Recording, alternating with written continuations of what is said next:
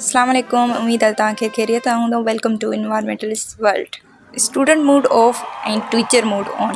माण्हू यूनिवर्सिटी खां ईंदे बाद में घर ईंदे आराम कंदा आहिनि ऐं मां मार्कर खणी करे अकेडमी जी तरफ़ रवाना थींदी आहियां। जीअं ई मां क्लास में एंटर थींदी आहियां ऐं स्टूडेंट मूंखे चवंदा आहिनि अस्सलाम वालेकुम मिस, बसि इहो ई ॿुधंदे मुंहिंजी पूरे डे जी थकावट ख़तमु थी वेंदी आहे। शुरू थींदी आहे हिननि जी कंप्लेंट्स। मैम हिन मुंहिंजी पेंसिल खणी, हिन मुंहिंजी पेन खणी, हीअ मूंखे ॾिसे थो। मैम मां वॉशरूम वञी थी सघां, या मैम छुटी ब्रेक केॾी महिल थींदी।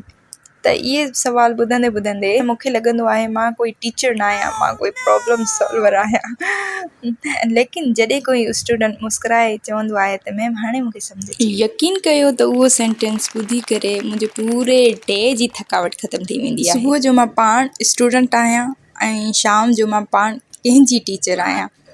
शायदि इन जो ई नालो ग्रोथ आहे। सिखणु कॾहिं न छॾिजो, छाकाणि त जेको सिखंदो आहे उहो ई अॻिते वधंदो आहे। हर ॾींहुं मां बि सिखियां थी ऐं ॿियनि खे बि सेखारींदी आहियां। सिखणु कॾहिं बि न छॾियो, छो त इल्मु ई सभ खां वॾी ताक़त आहे। इल्मु विरहाइण सां घटि त न थींदो, बल्कि वधंदो। जेकॾहिं हिकु शागिर्दु तव्हां खां कुझु सिखी वञे थो त उहो ई तव्हांजो सभ खां वॾो इनाम आहे। थैंक यू सो मच, तव्हां मूंखे ॿुधो। अगरि तव्हां हिन मां कुझु बि सिखियो हुजे त लाइक, कमेंट ऐं शेयर कजो। अल्लाह हाफ़िज़।